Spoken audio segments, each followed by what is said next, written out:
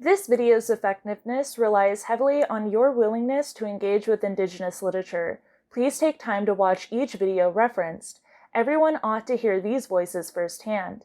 This video contains context, information, and commentary to draw attention to themes and historical incidents referenced in these pieces of Indigenous literature.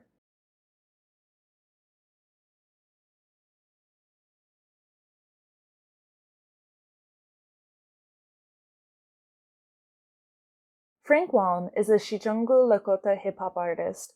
Waln talks about the history of genocide in the U.S., encountering racist stereotypes, and how his music provides positive representation.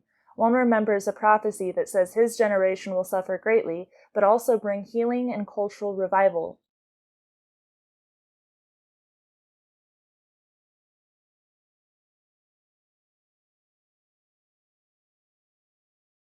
Tommy Pico remembers missing and murdered Indigenous women in his poem, Feed.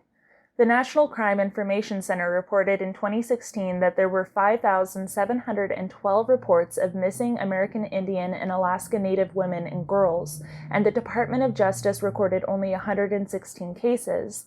The number 5,712 is undoubtedly an undercount due to structural violence making it extremely difficult to collect information.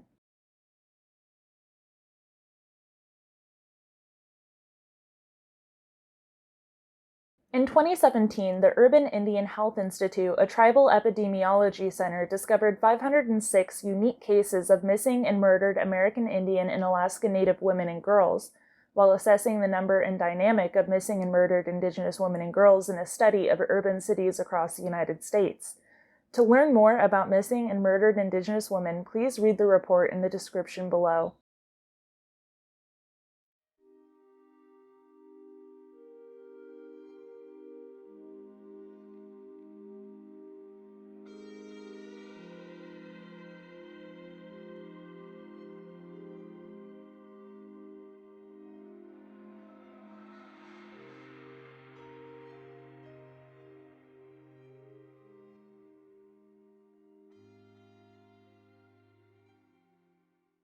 Roxanne Dunbar-Ortiz, the author of An Indigenous People's History of the United States, and educator and activist Nikita Oliver, have a conversation about the United States' long history of settler colonialism and policies of genocide at a town hall in Seattle.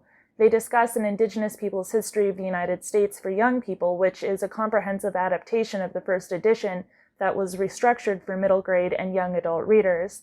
Understanding the history of what is now called the United States is a step toward understanding how the United States is still trying to crush Indigenous people's sovereignty. Once people know how they are complicit in the violence going on in their country, they can start resisting.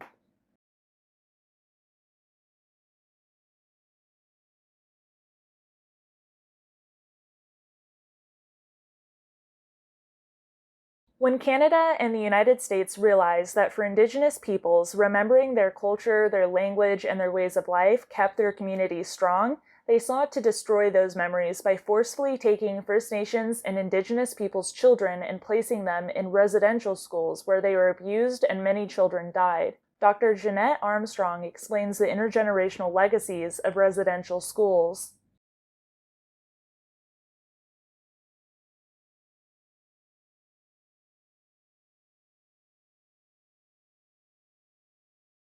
Ron Nyce, a survivor of a residential school, tells his story of being taken from home with his siblings and being in the residential school for 5 years. Nyce explains that after years of being banned from speaking his first language, the children began to forget their language.